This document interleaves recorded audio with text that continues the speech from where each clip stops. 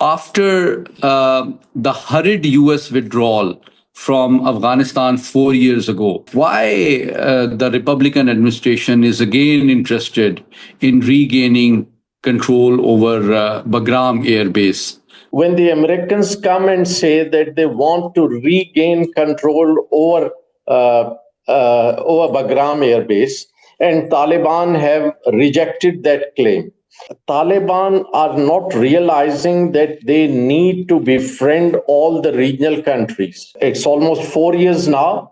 The regional countries are suffering from terrorism, from militancy by the groups who have found refuge in Afghanistan.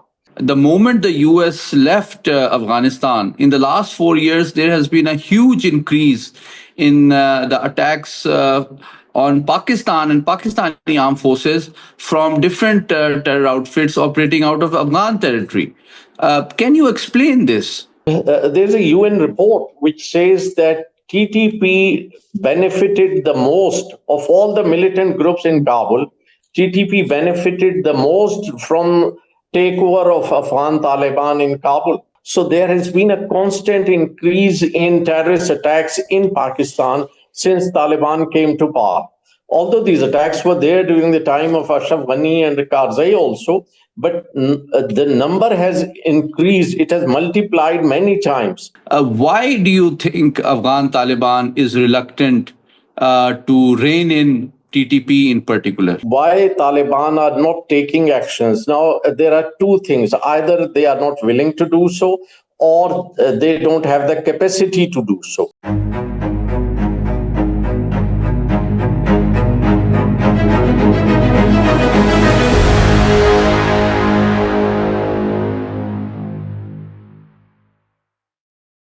Viewers, very warm welcome to another episode of V News English program Perspectives, in which we bring before you the most insightful perspectives from around the world on the issues that are the most significant in terms of global, regional, and domestic significance. Recently, it seems that Afghanistan has again attracted international attention. And we heard a few days ago that US President Trump expressed his deep interest in US regaining control of the largest base in Afghanistan, the Bagram Air Base, which had a very important role in the conflict in Afghanistan in the last 2.5 decades. And Afghan Taliban government has declined to allow US access or use of this particular base.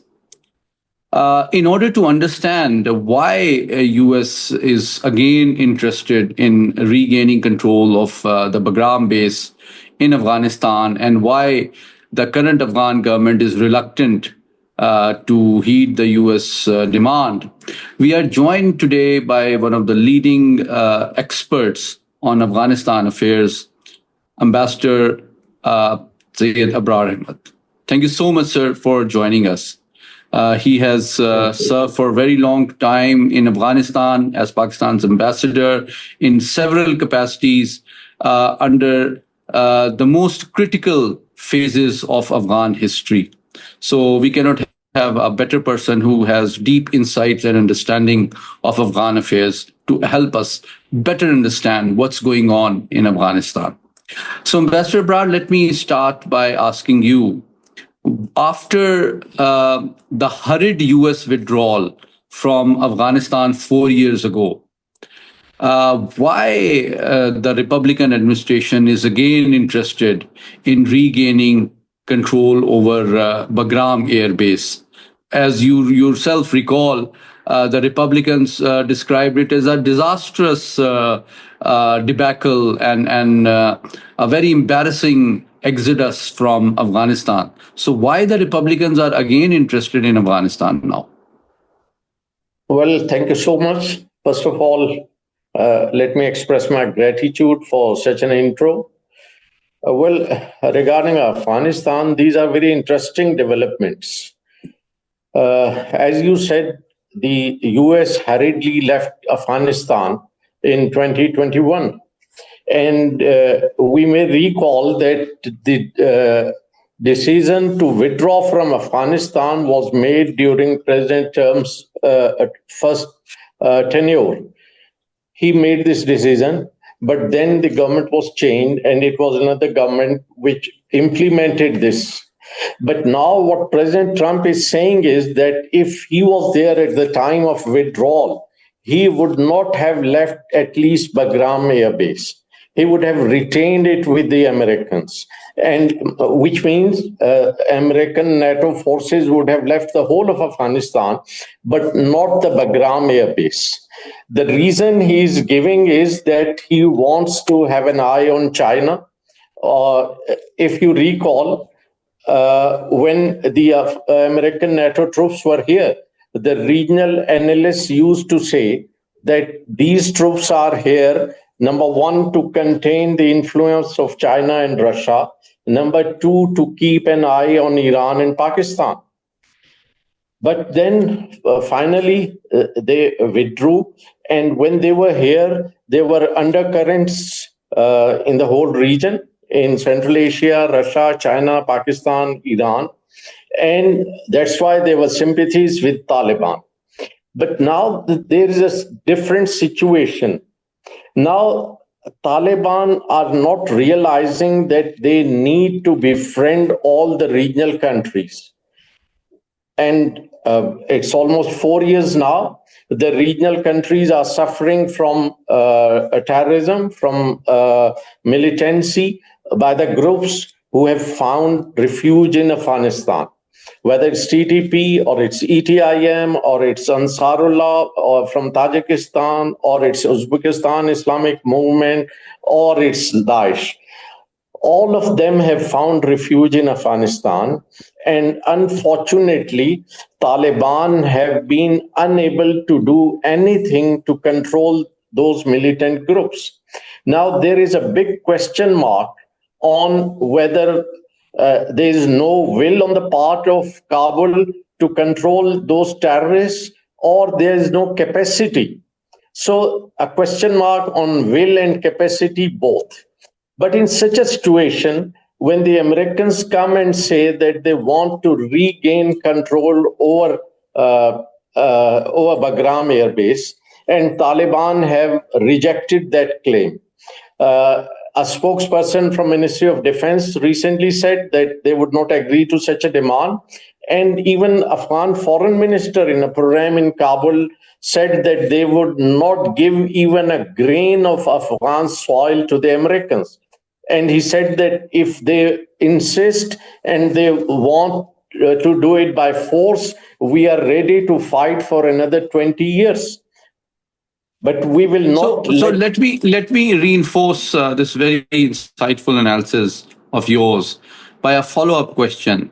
It's been more than a decade that Afghan Taliban was allowed to open an office in Doha, Qatar, which allowed Afghan Taliban to maintain a direct bilateral engagement link with Washington through Doha. So there I have heard and met some of the most senior leaders in Pakistan who have suspicions that Afghan Taliban have always maintained a covert link with Washington that Pakistan is not privy to. And they have some engagement that we are not aware of, that what they are discussing, even if they are publicly denying that they are willing to give any part of territory or land to the US. Do you think, is there some reality in this suspicion, or it's just a figment of our imagination? I think this is something that one can neither deny nor confirm. Because at that time, when the Doha deal was being negotiated and finally when it was done, there were rumors there were certain annexures to that agreement. No one has ever seen those annexures, but no strong denial ever came from the Taliban side either. And then when Taliban came to power, for the last so many years, we have heard that cash inflow from Washington to Kabul via Frankfurt is done every week, and it's millions of dollars. When the Americans were asked about it, they said it's for the humanitarian agencies working in Afghanistan. But this cash is deposited in Afghan banks. It supports their currency, it supports their economy, and it's ridiculous to say that the Afghan Taliban don't benefit from it, and it's only for the humanitarian agencies. So there is something going on between the Americans and Kabul, but and there's a third angle as well, which I would like to have your comment on it. You would recall 4 years ago, the moment the U.S. Forces left Afghanistan, the so-called formidable Afghan National Army just melted into thin air. They did not fight the Afghan Taliban at all, as if it was just a hoax. So, and the bloodless takeover of Kabul really shocked almost the entire international community. So it seemed that it was a change of guards in. It was so peaceful and well coordinated that it was like a change of guard. That one force is leaving, the other is coming in, which is not possible without some sort of understanding. Your comments, please. Yes, at that time when Ashraf Ghani all of a sudden decided to leave Kabul, and Taliban said that they were waiting outside Kabul for final negotiations. But after Ashraf Ghani left Kabul, there was a chaos because there was no government left in Kabul. And because of that chaos, when the army was not fighting, when the police force was ineffective, was not functional, so at that time, Taliban were asked to come in, to enter Kabul. And who asked them? Whether these were local people, but I have also heard from someone that it were the Americans who asked the Taliban to come into Kabul to control the situation. So if that may be the case, that means there was certainly some understanding between the two parties. And once they took over, as you said, the Afghan army just melted away. And the Taliban took over, and then for the last 4 years they are there. But there hasn't been any strong, I'll say, opposition between the US and the Taliban. I mean, since the Americans left, even after their departure from Afghanistan, although that departure was in a hurry, and although there were so many incidents at the time to show that the Taliban have captured Kabul and the Americans are running away, but there was no animosity, no enmity of the kind between the two. Like, if you may recall, that was there between Vietnam and the Americans for such a long time. But here, immediately after withdrawal, there seemed to be some sort of understanding between the two. And also, you would probably recall that since the Doha Accord, there have been hardly any Afghan Taliban attacks on the US or ISAF forces. But the moment the US left Afghanistan, in the last 4 years, there has been a huge increase in the attacks on Pakistan and Pakistani armed forces from different terror outfits operating out of Afghan territory. Can you explain this? Well, in fact, there's a UN report which says that TTP benefited the most of all the militant groups in Kabul. TTP benefited the most from takeover of Afghan Taliban in Kabul. And as we see here, after Taliban came to power, the attacks, militant attacks in Pakistan increased by 27% in the very first year. And in the second year, the increase was 79%, and so on. So there has been a constant increase in terrorist attacks in Pakistan since Taliban came to power. Although these attacks were there during the time of Ashraf Ghani and Karzai also, but the number has increased. It has multiplied many times. And that shows that the TTP is now working with immunity. They are having conspiracies against us. They are planning their attacks from Afghanistan, and they are sending attackers from Afghanistan to Pakistan. And that has been happening for the last 4 years now. Pakistan has time and again expressed this concern to Kabul, but unfortunately, they haven't taken any action in this regard. I mean, So, the matter has been taken with them a number of times. We have tried to negotiate it with them. We have tried to convince them that this is not good for the bilateral relations between the two brotherly countries. Every time they would say that yes, they would take action, they would stop those TTP people, but then no action has so far been taken. And the last meeting was perhaps the trilateral, which was held in Kabul between Pakistan, China, and Iran. Before that, in the trilateral in Beijing, Pakistan agreed to upgrade the embassy level as I'll say as a CBM, as a positive gesture, so that the Afghan government also finds some space and takes action against TTP. But nothing has happened so far. And I'll say that Pakistan has, in a way, frustrated all its peaceful efforts to convince Afghan Taliban. so I want your assessment, Excellency, that despite not only our diplomatic high-level overtures, but also substantial economic incentives, including the extension of CPEC and the railway line linking Uzbekistan with Pakistan through Afghanistan. These are very tangible economic and trade incentives. But still, why do you think Afghan Taliban is reluctant to rein in TTP in particular? Well, Pakistan has been offering these economic assistance packages, apart from what you said, the regional projects like TAPI and CASA 1000 and Trans Afghan Railway. We also offered them scholarships when the higher education minister of Taliban came to Islamabad. Pakistan offered 4,000 scholarships in higher education for Afghan students. Similarly, we agreed to provide budget to all the 3 hospitals that we have built in Afghanistan, because the Afghan Taliban said that they didn't have any budget to run those hospitals. So we agreed to provide funds for the budget as well.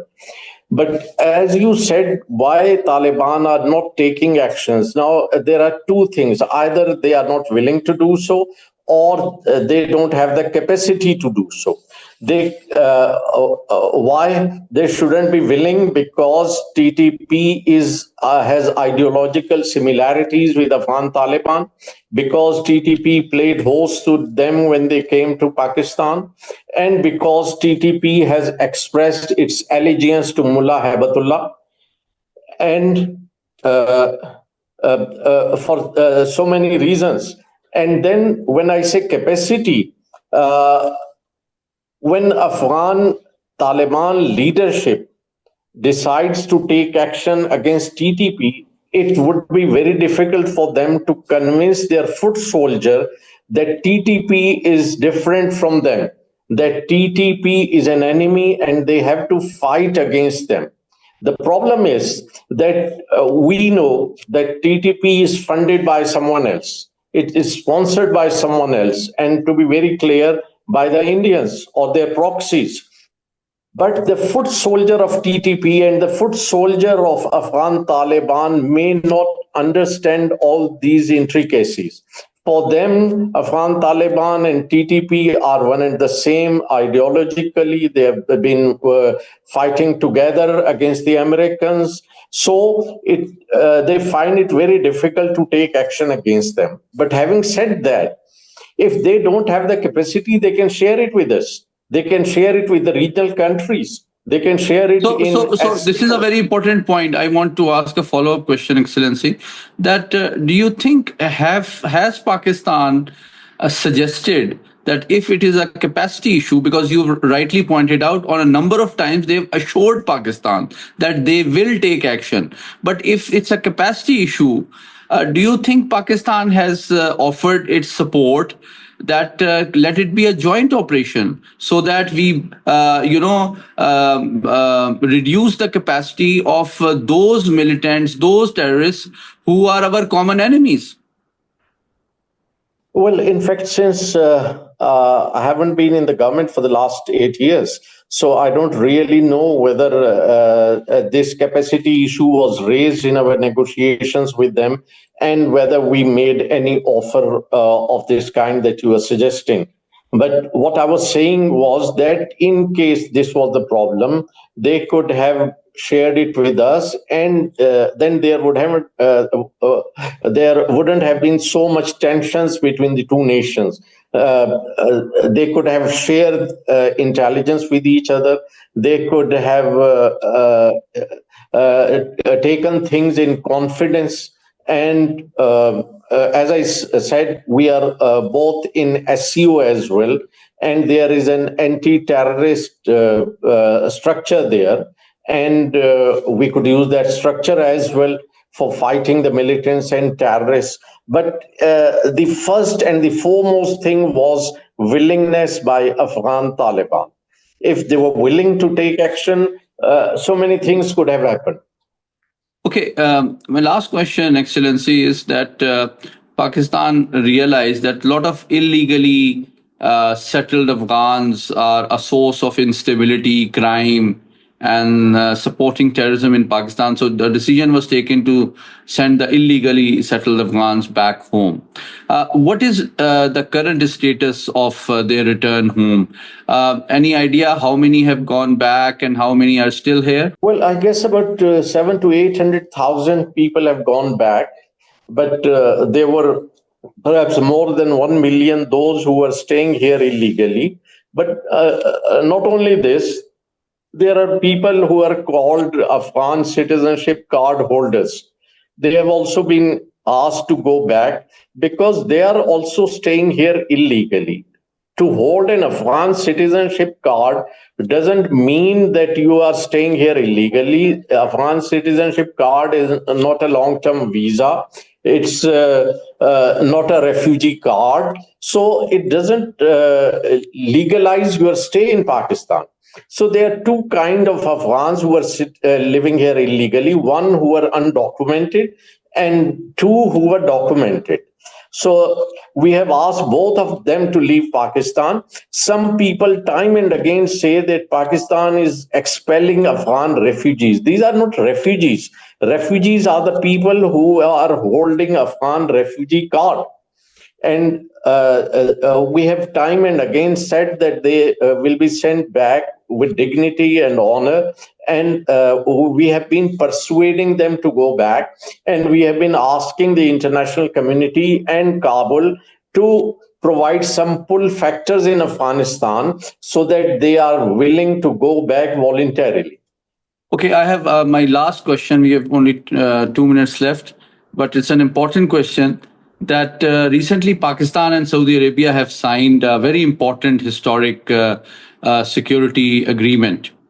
And now that makes Pakistan Armed Forces the defenders of the Holy Land. Do you think this will have some impact on Afghan Taliban and TTP, that now they are fighting the defenders of the Holy Land? Well, I think overall, this will have some impact all over the Islamic world. And after Marka-e-Haq, you had raised your stature, and that has affected your position all over the world, especially in the region. And I'm sure that the Afghan Taliban would also come to realize sooner than later that Pakistan is their brother and they shouldn't divert Pakistan's attention from the real issues in the world. Excellency, thank you so much for joining us today and sharing your very insightful understanding and analysis for the viewers around the world, and helping us decipher the complex realities of Afghanistan and what it means for the region and the world. Thank you so much. I'm thankful.